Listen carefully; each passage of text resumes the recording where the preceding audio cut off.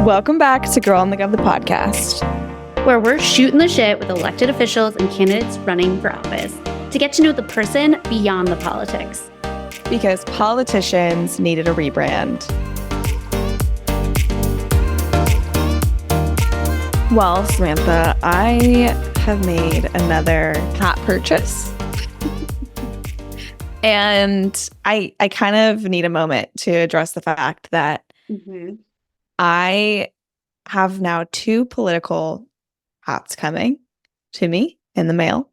I have purchased 2 items of political merch, which I have been on the record on this show talking shit about people who buy political merch on many occasions, mostly Trump supporters, which is fair.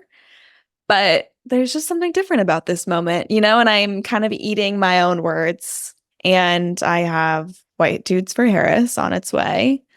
And I also have the camo Harris Walz hat on its way. It's so good. And it looks exactly like the camo hat I wear literally every single day with the orange font, camo. I'm just now I get another version. It's like just so me coded, and I'm just so appreciative. No, it literally is. That's not what I meant to click. It's so cute. What I was just about to try and look at, and then I accidentally hit TikTok, is if they have a shirt or a sweatshirt version of that. Because we know I do not look good in a hat, but like I love a camo moment. It's like a Dairy Boy vibe. Yes. Oh my God. Wow. Okay, wait. Make sure you cut that face, because that was No, I mean, I just want to know who's stopping this campaign, because I think there's so many digital natives within this staff that you can just tell by so many different things. You can tell by the merch. You can tell by obviously the TikTok and the digital strategy of itself, but also the way in which in her speeches there are intentional sound bites and pieces that are purposed for a TikTok moment, a TikTok sound to go viral. Say it to my face. Like all of those little moments, you can tell there's somebody digital behind in this speech writing room, in this message comms room, where they're like, add this in because we're going to clip it. And then everyone's going to clip it and everyone's going to use it and we're going to go viral. Like you can just feel that type of energy, which is so refreshing in the space, and just all the kudos.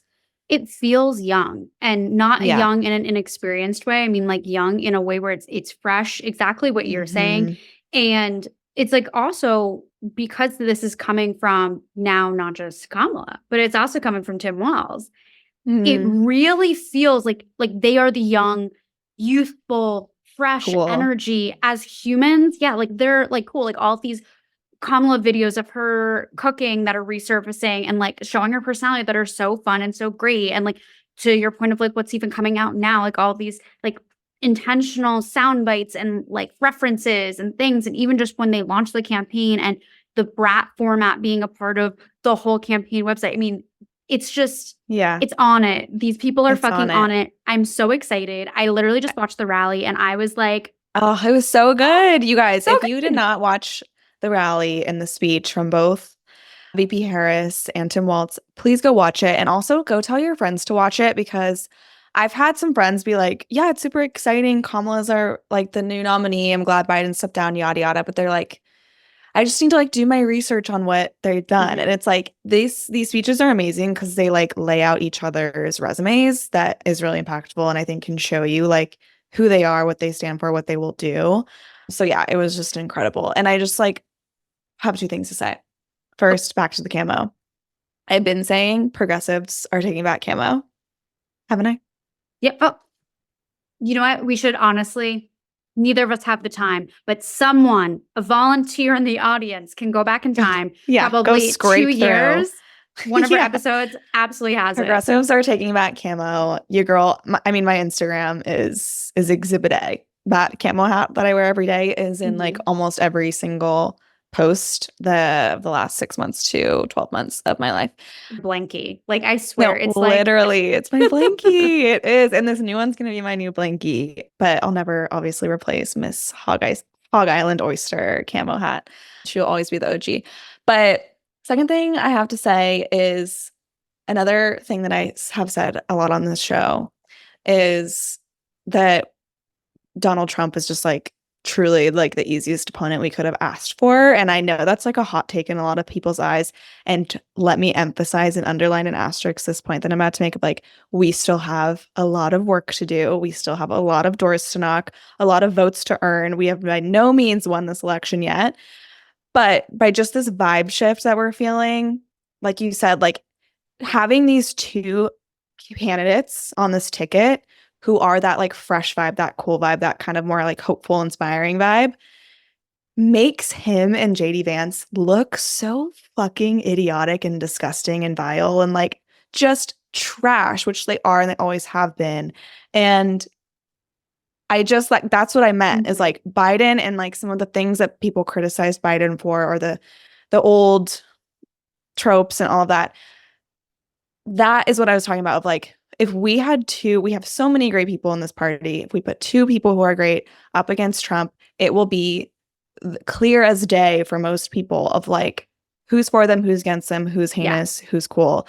And it's just like, that's what I mean. This is the vibes I'm talking about. It's the energy. The energy is so different. You literally just can see like the like cool versus not cool, weird versus cool, like whatever you want to call it. It's just so different. You're like positive versus negative. It's like two ends of the battery, like literally like girlies in STEM. You got me. That's my one bit of science for the moment. But like it really is that. And I think to another point to attach to your like we're taking back camo situation is they're also taking back the American fucking flag, okay? And red, white, and blue. And I have seen so many other and in those shout out to our USA Olympians also just boosting those patriotic vibes for everyone. Oh, 1,000%. Loving those gold medals and all the participation because God bless the USA, okay? And our troops, thank you. However, aka not even however, just an attachment to that is in those speeches tonight. Wow, I literally say like I'm at the Olympics and I'm talking about a sport that just happened and I'm doing this is our sports presser. It literally is. Oh my God, I'm obsessed. Wait, that should be another career for us. Side note is that literally both of them use the word patriot when describing one another. Kamala used it to describe Walz, and Walz used it to describe her. And it was interesting because that word always gets I personally think misused and misrepresented in the Trump camp, them attaching this fucked up version of what that actually means, making it a dirty word. You know what I mean? And I think that's a game that across politics we've seen the last few years where we redefine a word that either was good or bad and we just throw it around and then no matter what, everything about it's bad. And we're taking that word back and we're taking back what that actually should mean. I think we should be so proud of what's happened the last 2 weeks and how we have all sort of like unified and come together and be like, no, we're fucking done with this shit. Yeah. Let's get the show on the road. And we are. And all I can really say is from the windows to the walls. And I have been saying that all day. I can't stop. And I really woke up this morning. Yeah, let's talk about him for a second. Just again, watch the speech because like you'll just get to see not only his resume as a legislator, but like his resume as a human and the different life experiences that he's had from being in the military to being a coach to being a teacher to being a dad to being like this to being a hunter. Hello, Second Amendment. Hello, Second Amendment, but gun reform. Yes, thank you. Yeah, no, what a guy. You know, what a guy, what a pick. And I'm just so excited to see what he does, how people continue to react to him on this ticket. I think he's such a beautiful addition. No, literally. And I think just to like throw a few things out there on the resume, one of the things I think is so cool that he did when he was a football coach and teacher was that he started the Gay Straight Alliance in school. Was that late 90s, early 2000s? Like, he said, what a fucking opportunity. And every student that has come out talking about him, I mean, glowing reviews, the coolest of fucking stories. He's also a military vet. Like when he was in Congress representing a district that he won, aka beat a Republican incumbent with the first Republican to be beat since like 18 something. Like crazy. He was the highest ranking military officer, like in Congress at the time. Like, just really brings such an interesting background, and he just feels really authentic and like exactly like who he is, if that makes any sense. And I made the couch joke, which I was waiting for. I was seriously like earlier in the speech, I was like, oh, are they gonna say it? And then like he ended up saying it. I was like, fuck yeah, thank God. Also, the little just ode to reproductive freedom too, when he was like, in Minnesota, one of the pillars is like mind your own goddamn business or whatever. Obsessed. Like that is the message. That is literally the message. Leave that on a shirt. Mind your own business, especially for the fucking party who doesn't want government in their business. Like, hello. Yeah, no, I couldn't be more obsessed. His smile. I mean, his smile wins my vote alone. No. I can't. Literally. And also, you know what? The thing is, so in my head, the last week, I was going back and forth and all the combos happening, whatever. And it really came to me as Walz versus Shapiro. And I love them both, right? Like I was like doing pro-con lists, having all those chit chats, whatever, seeing like, you know, what could really happen there. But the thing that made me think, no, like this was like sealed, signed, delivered, was when he made that comment calling Trump and Vance weirdos and changed like the whole paradigm of the conversation. The second that went viral, I went, it's over. Like it's Walz. Like it's there's perfect. No way. And they're again, like they were singing the praise. I can't imagine like being also like Shapiro having to get on that stage, like putting the ego aside and all of that. So like kudos to him. And he's an amazing governor and can't wait to see like what he continues to do in PA. And I'm sure that is not the last of Governor Shapiro. No, he's going to be on the national stage one day. Yeah. But no. Holy shit. It's like, what is like literally 2-3 weeks ago, like we were just literally crying. I was crying in the corner. Like I just didn't know what to do. And it's just the vibe shift like is so crazy. And it's not just like felt by, I feel like if you're in the political space, you feel it. It's like it's felt, it's seen, it's radiating just through all of everyone. And it's just really exciting to see. And yeah, I mean the weirdo thing is just like so brilliant. It's exactly again back to my like, this is the easiest guy to beat potentially ever. He's such a fucking freak. And I just love it. Well, because he's like also at the same time is able to like, he has so much potential to reach their base in the ways that or Trump's base needs to be reached and like represented by their representatives. Like Trump doesn't do that for them. And I hope that they can continue to see that like people like Tim Walz and Kamala Harris are like the people that are truly fighting for them and for working people. And I think that, you know, Walz is such a great person to communicate that message to Trump's base. Be like, no, like you have a home with us. Like you're not weird. He's weird. He's doing weird things. You shouldn't support this guy, you know? And that's kind of what I love. And he makes it so simple. Like it's literally instead of trying to go into like the policy details, which he obviously can do and does do as well in terms of like what's messed up about Project 2025 and they're like all of those things. He just literally can simply put it in the lovely little bucket of they're weirdos. And you're like, yeah, that's what we've all been trying to communicate, but like couldn't somehow get there in this like weird thing the last few years. No, he's done that for so many different things. In this speech, I feel like he's just like, you're like, it's such a perfect way to put it. It's like, it's just simple. It's just simple when he communicates it, which is so helpful. And just like, even back to the like mind your own business thing, like that, like those things, it's like, that's kind of what we've been trying to say forever, but I don't know why we haven't been able to communicate it so clearly and concisely, but like mind your own damn business. Thank you. No, literally that. But also I think like to that, so many people, at least maybe not this time around, but what I remember of last time around with like Trump is so many people saying like, oh, but like he talks like us. He's a normal guy, which is just announced to me. I can't wrap my head around that. But no, like who the fuck do you know that talks like him? Right. Yeah. You would hate this guy in real life. I can't. But let's just go with like that is like the flat argument of them thinking that this guy talks more their language than other people in politics. And I feel like ironically, it's like, and you know, I say ironic for all my transitions, even if that's not actually irony, but Walz is actually speaking normal people language. Like he is clear. It's simple. It's out there. It's American. He's like, it's American. Like it really like It's just not complicated. Yeah. And it's not elitist truly. sounding, which I think oftentimes the Dems sound like, and sometimes they can just be that way, just like the Republicans. It's a both sides of the aisle issue. But I actually think he sounds like the normal guy that you shoot the shit with, that gets shit done, works hard, has a good family, does shit for his community. Like, that's what like we should be electing anyways in terms of that type of person. But like, he's actually communicating that very well. So mazel to him, and like all the fingers crossed. So like, I am very excited.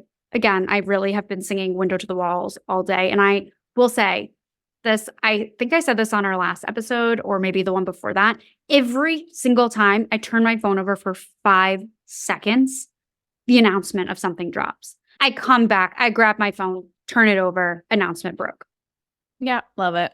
I mean, I wake up to it. So at least you have had coffee by then. I woke up to it. But no, I mean, Tim Walz is truly going to cure America's daddy issues one voter at a time. Because, good Lord, that man is a father in the best way. You know what? You know what he should do? He should go and call her daddy. Call her daddy. The father himself. Father to father. Yeah. Like, I'm sorry. It's right there. It's right there waiting for you. Like, right? Take it. Don't get me wrong. He is welcome on our show, and so is Kamala anytime. Hint, hint, nod, nod, wink, wink. Guys, like, slide into the DMs. Let's chit chat. But just saying, that would be excellent marketing merch, and also just the right audience too, to get more of the the girlies, the besties involved in all the things. I do want to move to a different topic. Wait, can I just say one thing before we do? This is the closing note that I think, honestly, until Election Day, I'm going to make sure is said. Thank you, Joe Biden. Like, just never forget. Like, never forget who got us here. It was the man who put his ego aside. And God bless him. God bless him. What? I know, like, obviously dogs. Doug is a little in the doghouse currently in my eyes. But for all the men out there that really can't seem to put their ego aside in life and, like, can't. It's the fucking president of the United States, whose literal dream has been his whole life to be president of the United States, can step aside for the good of his country. Like, you can, like, admit you were wrong. Yeah. So just putting that out there, a little hint for the people, for our 3% of male listeners, which I'm sure are all A+ humans, because that's the type of audience we attract. So I will stand on business on that. On another note, and one that obviously affects us deeply as fans of bears, as two people whose family mascots are bears for different reasons, the RFK Jr. bear story. That really... Listen, I didn't spend a second of my day, of my time, of my energy to actually read the story. I got the gist, and it's heinous. And I'm just like, there's no part of me that's going to go in and read about this just tragedy, as, like you said, a bear lover, as it being truly my namesake. Medved means bear. Yeah. What?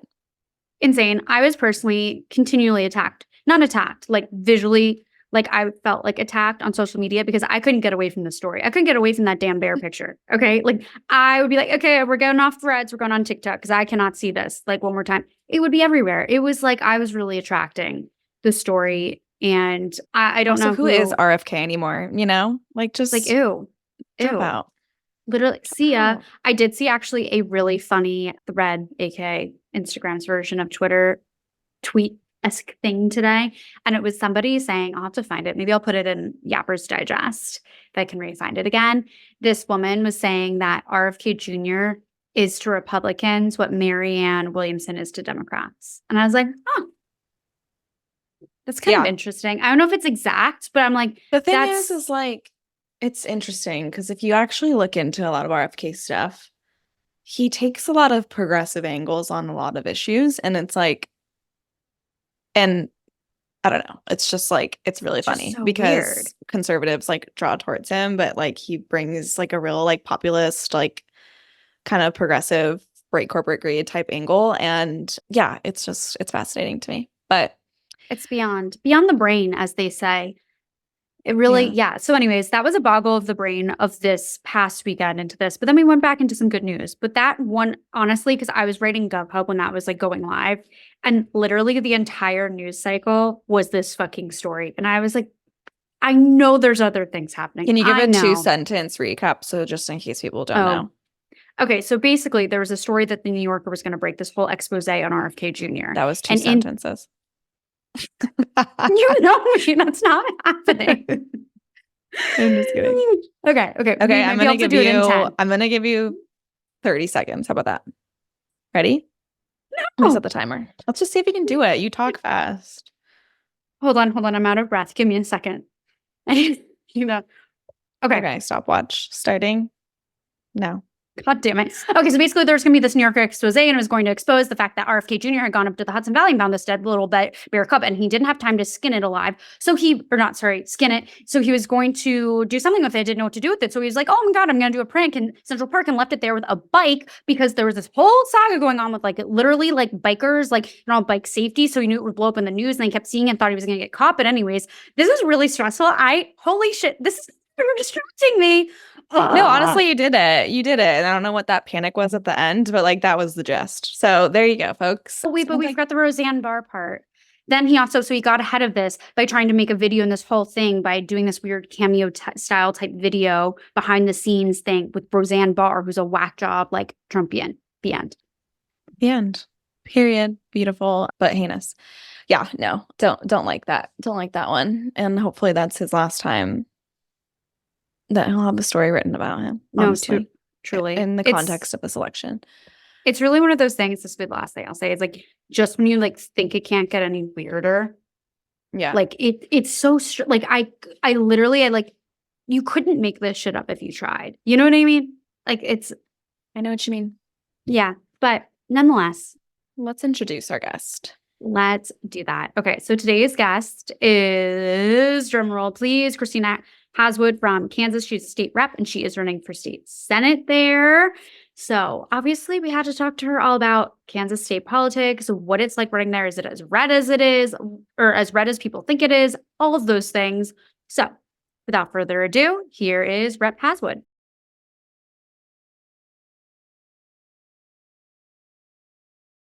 All right, guys, we are here with Kansas State Rep. Christina Haswood. We are so excited because not only are we chatting with a state house member, but we are chatting with a candidate for state senate. Wild. So to jump right into everything, question is, of course, getting into politics, figuring out you want to run for, state house in the first place, and then now state senate. What inspired both of those things? First state house and now why the move to be state senate? It's the moment we're having it. There's 2 different answers. There's the nerdy answer, and then there's what really went down. So I had several folks come up to me, and it's kind of a natural transition, right, from the House to the Senate, to different chambers. And it's something that's always been on my mind, but the seat is held by an incumbent, and policy-wise, we're very much similar. And so I was just chilling and was really enjoying my time in the House. And I feel like I found my good footing in the House.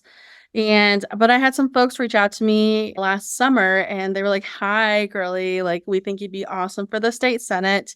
We don't know yet if the incumbent is filing for re-election, but we think that you should just go ahead and do it. They're like, we think that, your lived experiences of being someone who's younger. I'm currently 30, so it's on the younger side of politics. Yeah, it's been a journey for being 30 and thriving. Honestly, I made my boyfriend watch that. Before I turned 30, I was like, we both got to prepare for this. Yeah, and then I live in an apartment currently, and I have student loan debt and a load of other millennial issues and problems. So that is not currently represented in our state senate. And it takes a long time for me to realize that I don't need a law degree or 50 years of experience. So folks were telling me you just live in the everyday struggle is exactly the voice and type of representation we need in our state senate. I'm also our current only Native American Indigenous legislator in Kansas, and we haven't had a Native American person in our Kansas State Senate yet. So it'd be an awesome opportunity to break a glass ceiling as well. Our youngest state senator is, I think, 30, and then our youngest Democratic state senator is about, I think, maybe 10 years older, in his early 40s. So there is a need for more representation of a younger voice. And the nerdy answer is, is that I think the state Senate has more opportunities to be involved in our state businesses. There's 40 of them and 125 of us in the House. So they get more opportunities to be appointed to different committees, interim committees, task forces. And they get to, select some of our top staff members at the state level as well. So I feel like just being that much involved, and I've only been in the House for the 4 years, but for the 4 years I've seen it, I feel like I'm always playing catch up. Once January starts around, Kansas legislative session is about January to May. So every time it comes back up in January, I feel like I'm playing catch up, where maybe my senator colleagues might have more opportunities to be on this issue and this issue. And that actually been this year, I was trying to work on a houselessness bill. And there was an interim committee. I wasn't appointed to that. Try to work with my local governments, my local advocates, and we just ran out of time. So I was like, things like this and issues like this that are very important to my community, I'm constantly playing catch up in January. So I just wish I had more opportunities and time. And the thing about, being on an interim committee or a task force is that you get paid to be there. So it's definitely, I think every state's different the way that they compensate their legislators. So it would be awesome to not only, have that, but to also be fairly compensated for that time while I'm working like other jobs as well. So for sure. Yeah. That's crazy too. Like to just think about such like truly existential issues that you're working on that you could just like make a lot of progress. Then, oh, sorry, out of time, like that you just can't get it done. So, and not a nerdy answer, a great answer that's like very important to highlight of like, like truly just on an efficiency level, like I can't do the things that I want to do for my community and for basic, these like basic reasons, which are mostly come down to logistics, which is like, I don't know, that's crazy. I want to hear more about Kansas and like where Kansas is at politically. I'm sure people have their preconceived notions, but I'm curious from your standpoint, like what you're seeing in terms of the political climate right now, statewide, but also in your district. Absolutely. So Kansas is a little confusing at the moment. She's purple, it seems like, but still pretty red. There's more purple areas popping up. And I currently live in Lawrence, which is home to many college campuses as well. Haskell Nations University and the University of Kansas is here. And then we have nearby Baker University. And then Kansas City is about a 30 to 45-minute drive from here. So it's not too far away. So these areas where there's colleges are more Democrat-leaning. But once you go past like Manhattan, where the University of Kansas State is, it gets a little iffy. So the rural areas are still very Republican heavy, conservative heavy, but we're seeing a lot of progress in Kansas City, Johnson County area, where they flip seats from Republican to Democrat. So now the task is to keep those seats blue. And we really saw this shift. I feel like the nation saw the shift when we had the abortion amendment in 2022. And conservatives in the legislature put it on our primary ballot. And we could not have stopped that initiative without Republicans, without unaffiliated voters, without independent voters. It took, more than just Democrats to show up. And that has, I feel like, just been a national trend that the conservatives are now backpedaling on. We've seen in the presidential candidates on the Republican side, they kind of backpedaled a little bit when they were still in their primaries. And things like, a national abortion ban or threats to IVF are not really hitting with the girlies these days for them. Oh, sure to see it. And I mean, it's just like, how many times is it going to take for you all to like freaking hear everybody that we don't want that type of policy? It's really annoying. So, but yeah. Hearing that from in Kansas, like, will still be one of my favorite political moments over the years, I feel like.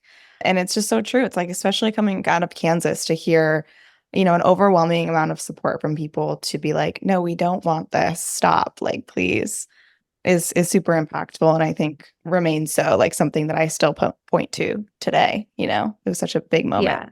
Well, also, too, just like both of you guys are putting out, just the fact where it's like, we keep saying it and then they're just like not listening. They keep trying, which obviously is annoying from like, we have to like keep figuring out which we should be doing, and like being proactive and trying to figure out every way in which to protect our rights and like, squash this shit down. But also it's like one of these things where it's like, guys, like, you guys are embarrassing yourselves at this point. Like, you're telling on yourselves. You keep like showing that no one wants it.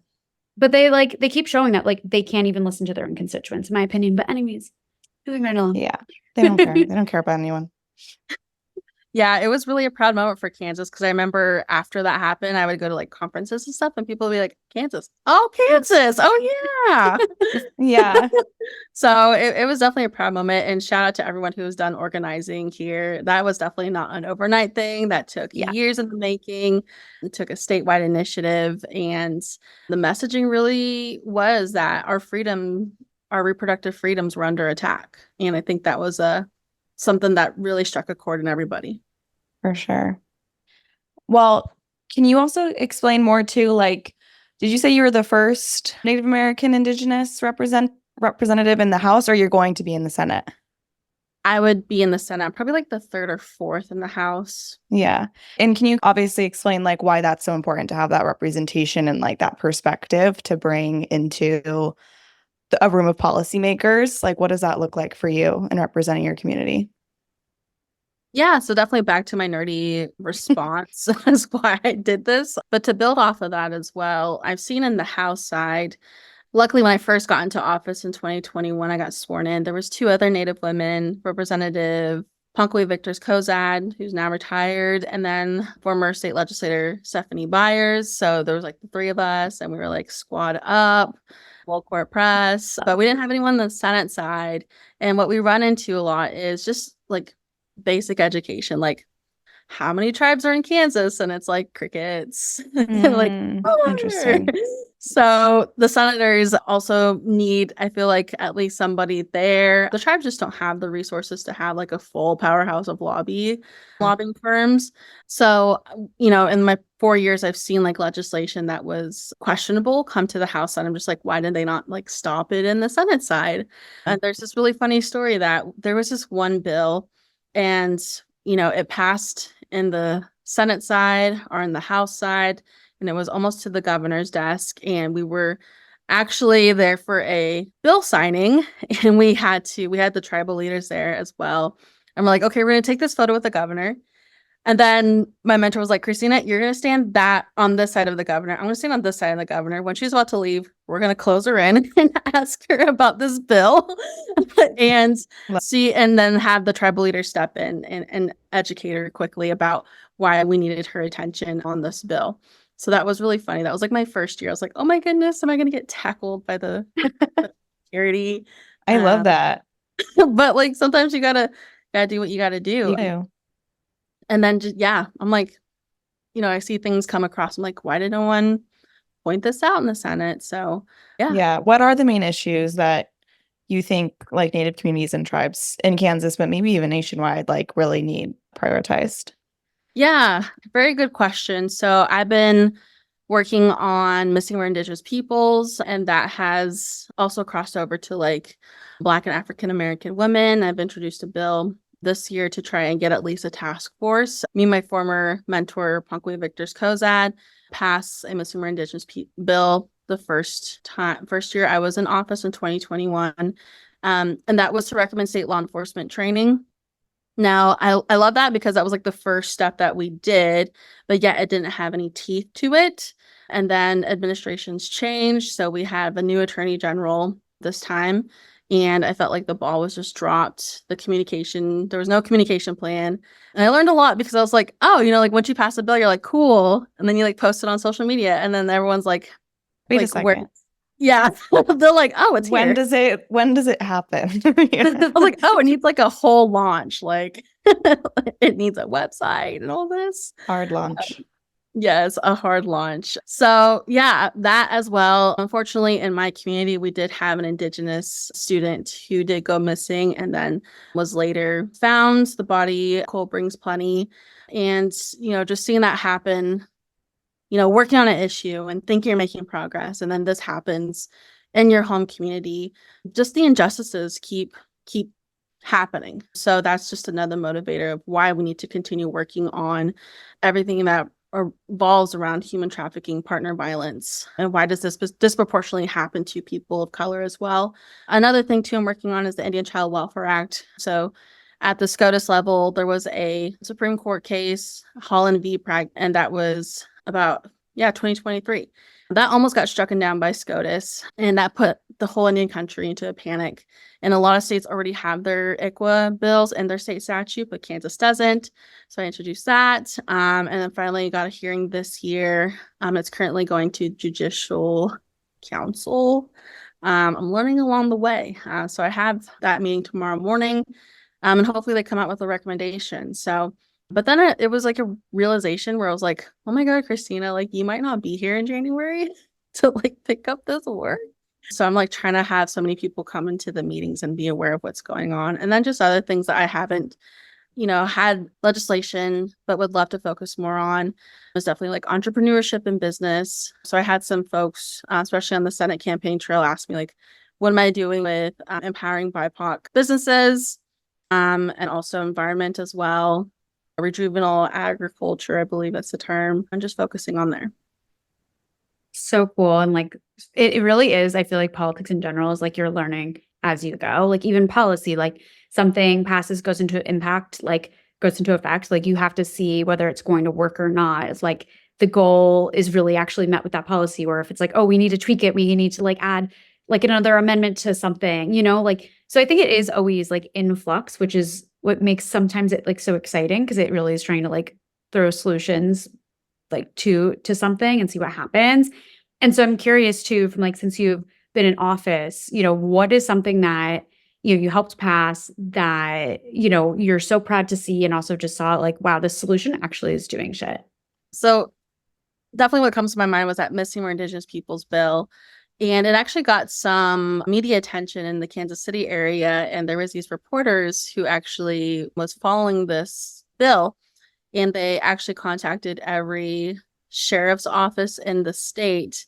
I think they did this last summer because this year I introduced a bill that would require state law enforcement to report back to the state of the attorney general and that be reported back to the legislature and one of my committees, which was federal and state affairs. Like, you don't think about this when you're making it. Like, you're like, oh, like I gotta tell people, like, walk this way and then submit a report on this day. And like, we want it in there forever or only for 5 years. So, looking at that and seeing these journalists do their due diligence and amazing work to see, and they put it all in the spreadsheet. They're like, okay, this police department and this sheriff's office have taken the training, or like these are aware about it and they decided not to, or these folks don't know about it at all. And that was definitely more of the, I don't know about this training was more the bigger category there. And then seeing like my local law enforcement haven't taken the training and then me talking to them and they were aware of the training.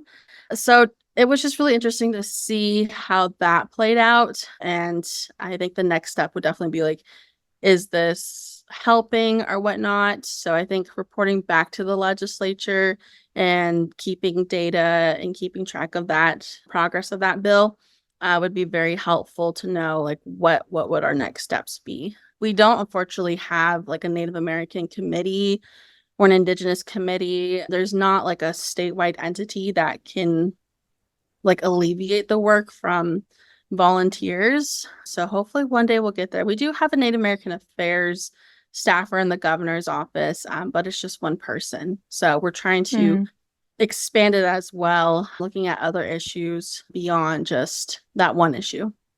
Yeah. Cool.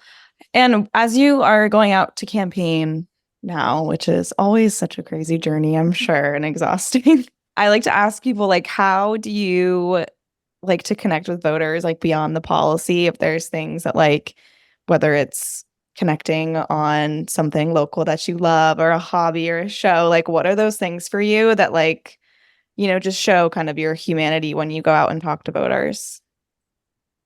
That's a really great question. I think, I do really well on my social media and I'm very active on Facebook, Instagram, Twitter, TikTok, and starting to throw things onto YouTube there. And it's funny enough too, because I had one of my interns do an analysis on what posts are doing well and what can we do better.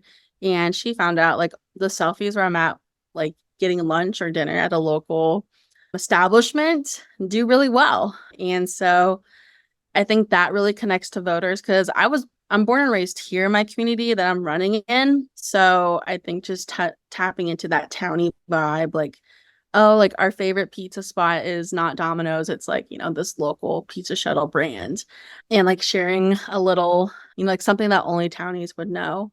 And then we had a couple questionnaires as well. And I love Gen Z so much. And one of my responses, it was like, if the question was like, what's one question we didn't ask you, but you would love to ask your opponent? Please answer that. And I was like, Drake or Kendrick Lamar. Or Kendrick. There's one question to ask in 2024, and it's Drake or Kendrick. I was like, that can tell a lot about a person. There's only one answer, so Kendrick. Yeah, it's like saying, it's honestly at this point, it's as contentious of a question as Trump or Kamala. Like there's one answer. Well, but we'll see what you say.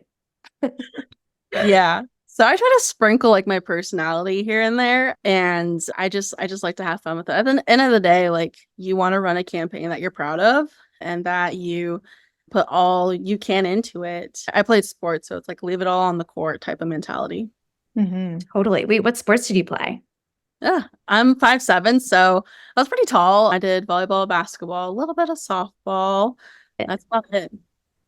Oh my God, the best. Because we have a soccer player here, so I was wondering if you were going to say soccer, because two y'all. Yeah, this is a sports podcast, actually. Yeah. This is actually like ESPNW. Thank you. Rebranded. We're here for it. No, but that is so fun. I feel like sports teach people so much about politics, and like there's just so many like analogies that can go back and forth. So I think it's so important to be able to like show and teach. And one of those things I love on your TikTok is you show the behind the scenes of campaigning and like door knocking and things of that nature. And I'm just like so curious as to like what the reaction's been for you, like seeing like how people have like seen those videos. Like what are some of those takeaways? That's a good question, because I feel like my views are low. The algorithm doesn't like me now. So I'm like, oh yeah, feedback. I think folks really appreciate it. And I think a result I'm taking of this is that I get to speak to a lot of like high school students. Most recently, I spoke to Junction City High School, which is about 2 hours west from me. I think it's a rural area. And I got to speak to a high school class, and they wanted me to talk about marijuana cannabis policy. Of course. Slay. We love to hear it. I feel like they weren't teaching this when I was in high school. No, it was the opposite. Dare. AKA Dare.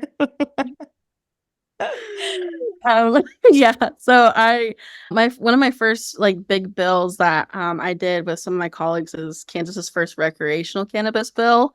And I mean, of course, it's not going to go anywhere, but some of the younger legislators were like, here, Christina, like now you got to learn how to like do a bill and the process of it. And a lot of this I feel like is not documented. I remember like going to college and looking like dorm tours and like, what's in my backpack? And like, I prepare that way. And there's no like, okay, you just won your state election office. Like, what do you bring in your purse? Yeah. No, literally, we've talked about that before too, a little bit of just like, where's the prep? Like, there's no one that's going to like sort of give you like the tutorial or the tour, like, here are the bathrooms. Like, actually, no one uses this one because XYZ, like all of that stuff. And like, I'm curious too, like, what was like the biggest surprise or learning curve or thing that like took you by, I guess, surprise when you were first elected? Ooh, that's a good question. I would say maybe the biggest surprise is just, I mean, you put in to this job what you want to receive, basically, type of thing. So there's folks there who just like show up and get a paycheck. There's folks there who don't show up and still get a paycheck. But they come from communities that are like, not watching their every move, and that's their community. But my community, I feel like we're kind of like, not in the middle, because Johnson County folks, Kansas City folks, they're definitely like more mainstream politics, and here in Lawrence we're a little bit more chill. And, I felt like I had to say yes to everything, every invitation, my first year or two, every ribbon cutting. And I burnt myself to the ground just trying to be everywhere. But I'm thankful in a weird way that I did that, because now I've established a reputation that I'm in the community. I will be there talking to elementary school students while I will go 5 hours west of Kansas to talk to some high school students. And then the next week I'll be in DC at the White House talking about, Vice President Harris's gun prevention violence stuff. So it's I'm everywhere. And I've just loved so much how this job, just doing, I'm being a leader that I wish I would have had when I was younger. And I'm having fun with it. And that TikTok allows me that creative freedom that I feel like politics doesn't care or reward, especially when I work with a little bit more of a seasoned folks in life. That was so eloquently put. I say that because Kansas has passed a TikTok ban. So everyone was turning their necks when that was on the floor for me. So yeah. Well, I love that. I love what you just said about just doing the job and being the leader you wish you had and having fun with it. I think that's really cool to see and hear. And just thank you. Thank you for coming on. This has been really amazing to chat with you and hear all about not only your time in the Kansas State House, but your journey to the Senate. So is there things you can plug, your social media, your TikTok, your website, so people can find you? Absolutely. So you can find me on Facebook, Instagram, Twitter, TikTok. Handles Haswood, HASWOODFORKS. And then my website is it's Haswood4Kansas.com, all spelled out. I'm very accessible. So if you have any questions, feel free to DM me or comment. But email is definitely more appreciative during these very fast-paced times, as the primary is August 6th. Woo! Woo!